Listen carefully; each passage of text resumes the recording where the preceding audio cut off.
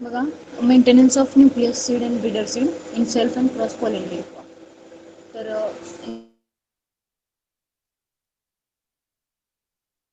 selected individual plants of particular variety for maintenance and purification by the originating breeder.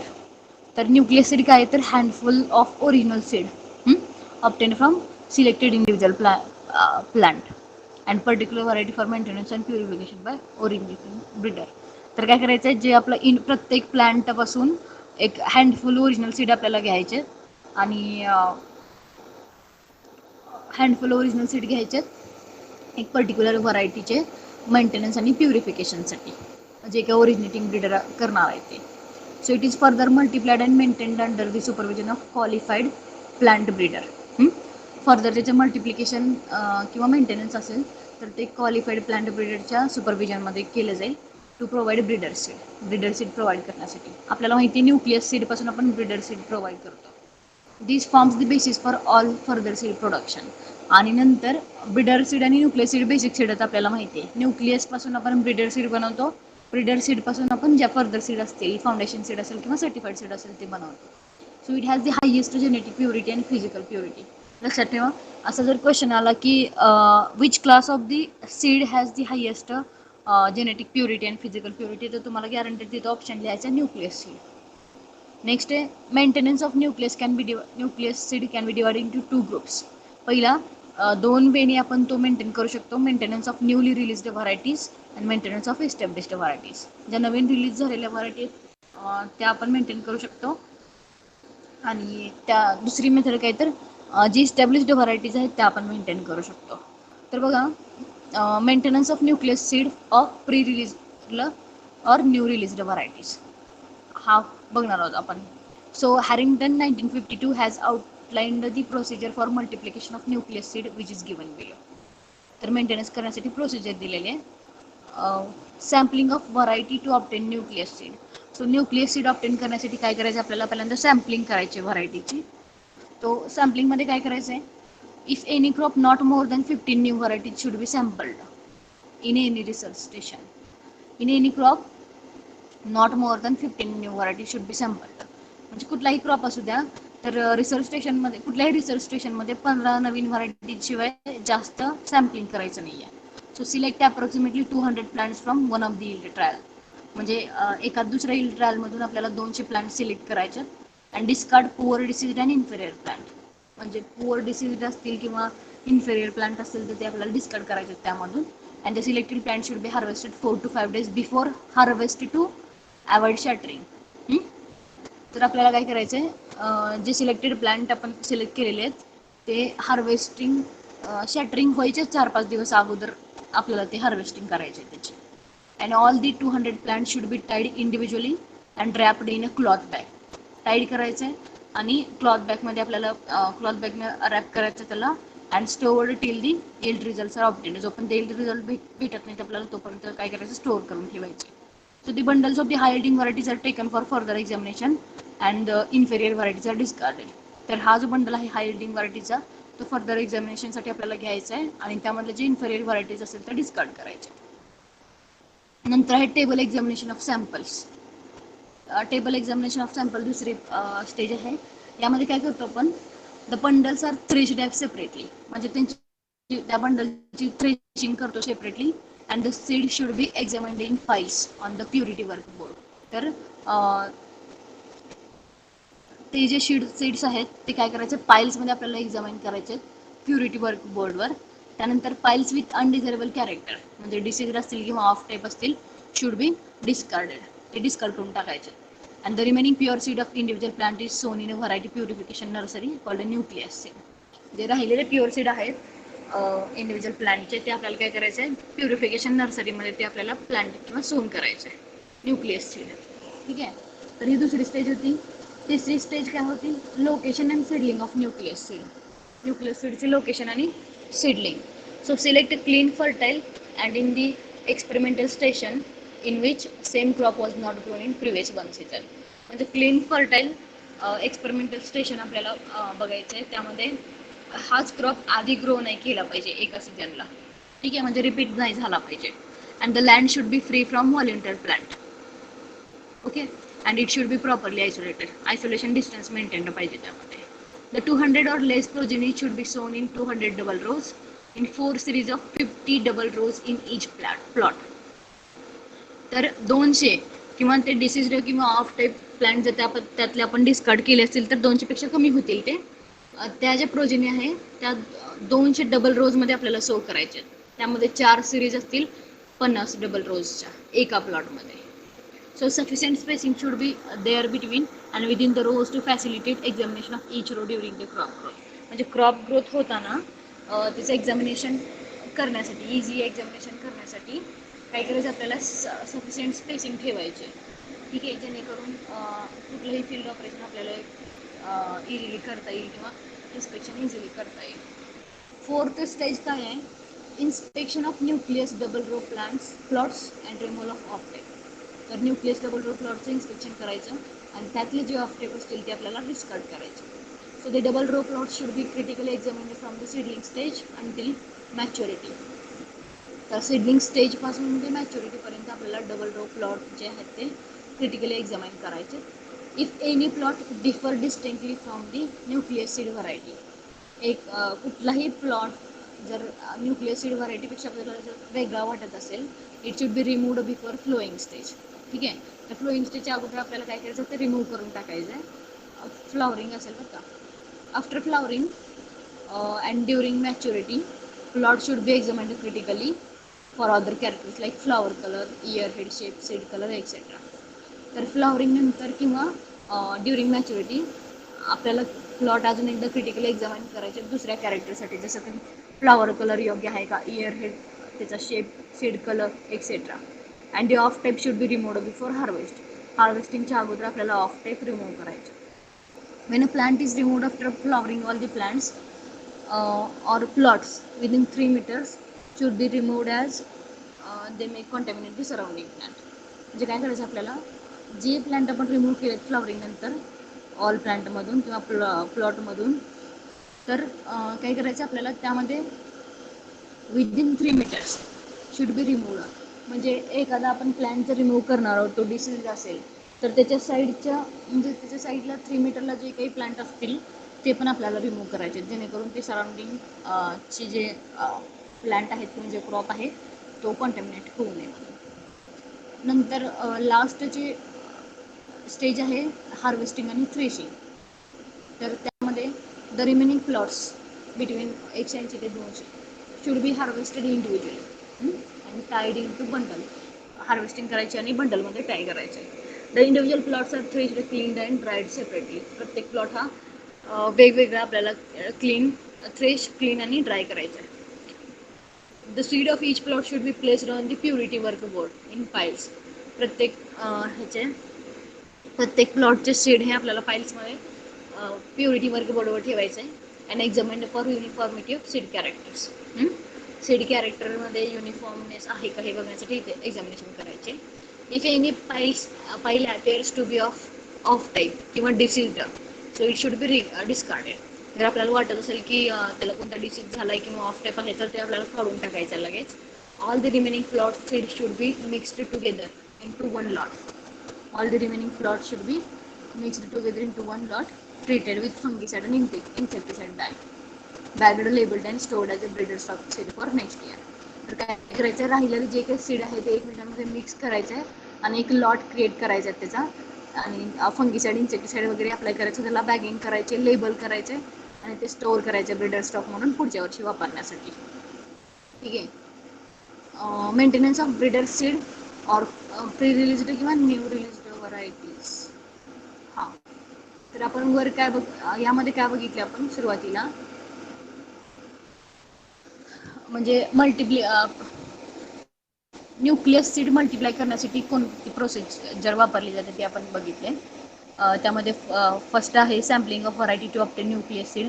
नंतर table examination of samples, location and seedling of nucleus seed. त्यानंतर inspection of nucleus double row plots and removal of types, harvesting and threshing. आता maintain कसं करायचं. So breeder stock should be sown on clean fertile land on which the same crop was not grown in previous one season. तेच double सांगितलेलं आहे की double crop झाला नाही पाहिजे तो, म्हणजे प्रिव्हियस सीझनमध्ये घेतलाय आणि आता पण आपण तोच तिथं हे करतोय, प्लेस करतोय, तर ते नाही व्हायला पाहिजे. The field should be properly isolated to avoid natural crossing and spread of diseases. Isolation distance पाहिजे. Adopt latest farm practice to raise a good crop, म्हणजे लेटेस्ट ज्या फार्म प्रॅक्टिस आहेत त्या वापरायला पाहिजे आपण. Breeder seed should be produced at the experimental station in the area where the varieties to be released. जिथे variety आपल्याला release करायचे तिथेच आपल्याला प्रोड्यूस करायला पाहिजे आपण ते. त्यानंतर sufficient spacing should be provided between and within the rows to examine individual plants and for removal of types. तर सफिशियंट स्पेसिंग पाहिजे. त्यानंतर roughing should be done before flowering and when plants are removed after flowering all their surrounding plants within 1 metre should be removed. म्हणजे flowering व्हायच्या अगोदर आपल्याला roughing करायचे, म्हणजे जे ऑफ टाईप असतील, डिसीज असतील ते डिस्कार्ड करायचे आणि डिस्कार्ड केल्यानंतर फ्लॉवरिंग झाल्यानंतर त्याच्या साईडचे जे असतील 1 मीटर डिस्टन्समधले जे प्लांट ते सुद्धा आपल्याला रिमूव्ह करायचे. देन नेक्स्ट काळजी काय घ्यायची की harvesting breeder seed should be done with utmost care. म्हणजे ब्रीडर सीडची हार्वेस्टिंग जी आहे ती अटमोस्ट केअरनी आपल्याला हार्वेस्टिंग करायची आहे ती. And the equipment used for harvesting, threshing and cleaning should be clean to avoid mechanical mixture. ते एकदम क्लीन पाहिजे जेणेकरून दुसऱ्या व्हरायटी किंवा वगैरे मेकॅनिकल मिक्सचर त्यामध्ये होऊ नये. The seed should be stored in a new gunny bags and the seed produced should be of 99.99% pure and it is used for producing foundation seed. ठीक आहे, 99.99% प्युअर पाहिजे. A portion of breeder seed should be retained to show continuation of breeder seed. ठीक आहे, तर simple काळजी काय घ्यायची ते त्यांनी सांगितलेलं आहे. नेक्स्ट मेथड म्हणजे नेक्स्ट वे आहे maintenance of breeder seed of established variety. आतापर्यंत आपण कशाचा बघत होतो तर न्यू रिलीज्ड व्हरायटीज, आता established varieties. The breeder seed can be maintained satisfactorily by any one of the following method. पहिली काय, by raising the crop in isolation distance पाहिजे, तेच डबल होते बरं का. Breeder seed can be maintain by growing them in isolated plot and by following rigorous roughing during various stages of crop growth. And the methods of handling breeder seed is same as that of described earlier. वर जे होते ते. By bulk selection, genetic purity of established varieties could be satisfactorily improved by bulk selection. And in this method, select 2000 to 2500 plants which are typical to that of variety. 2000 ते 2500 आपल्याला plant select करायचे. Harvest and thresh them separately. Harvesting threshing वेगळी करायचे.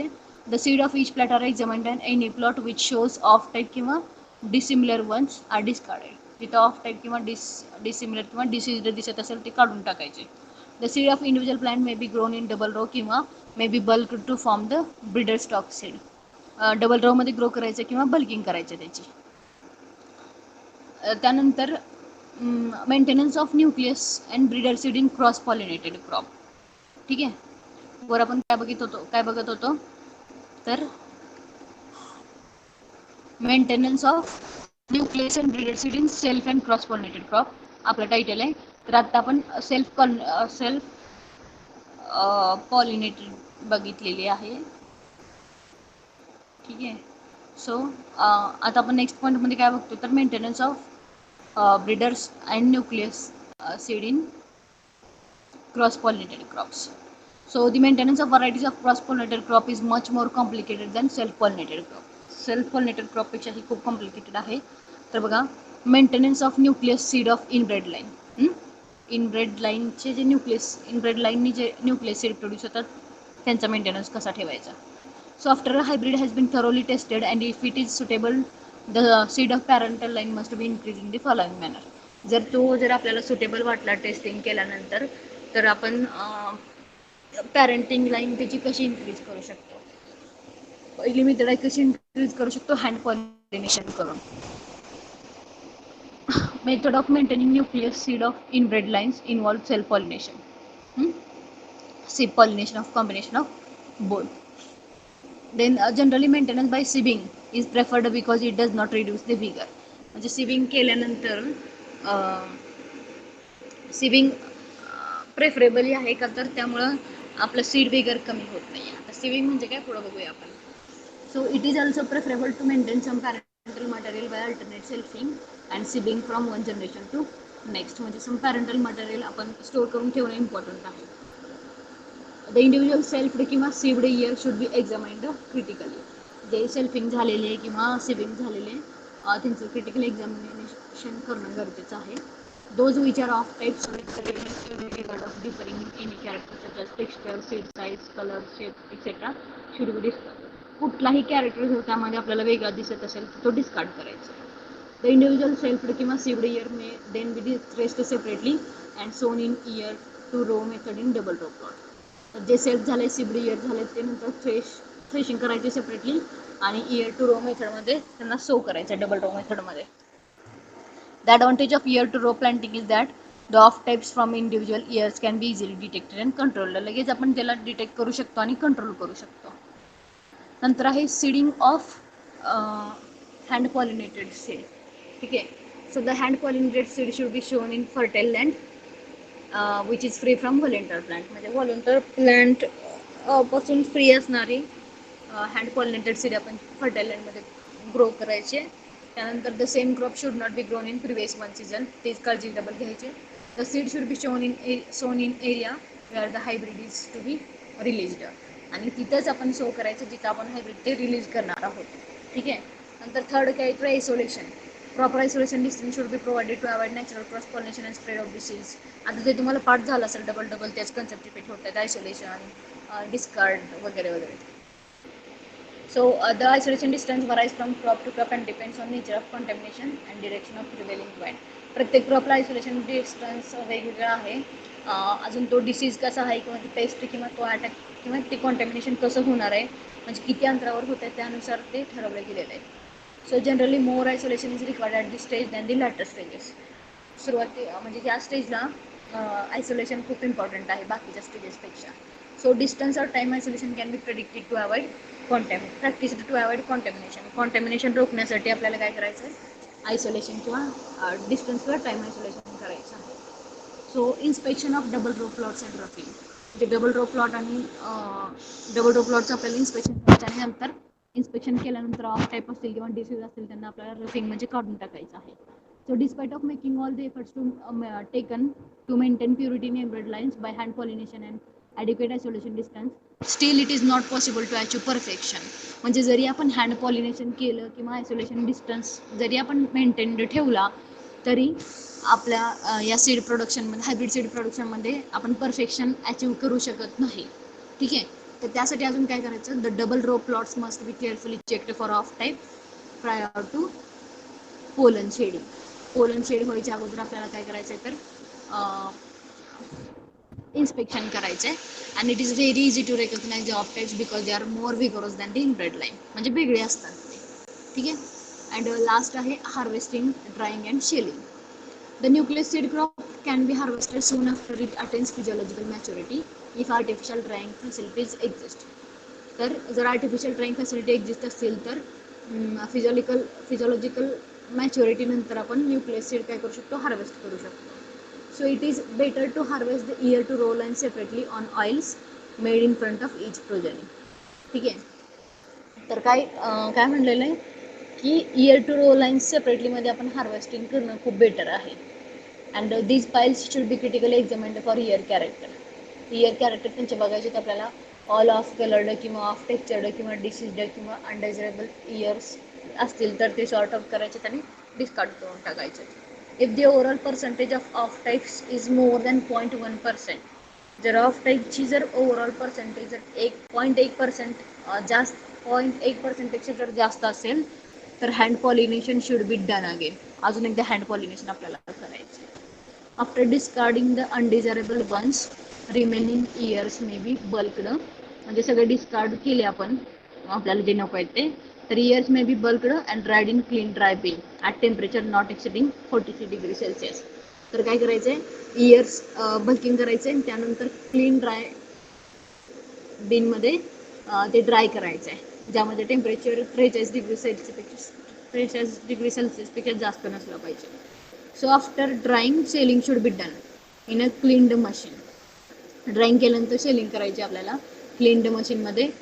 Cleaned मशीनमध्ये का करायची तर आपल्याला मेकॅनिकल मिक्सचर अवॉइड करायचं आहे.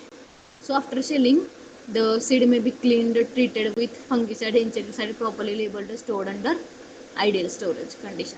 तर हे हार्वेस्टिंग, ड्रायिंग आणि सेलिंग काय होतं तर लास्ट होतं.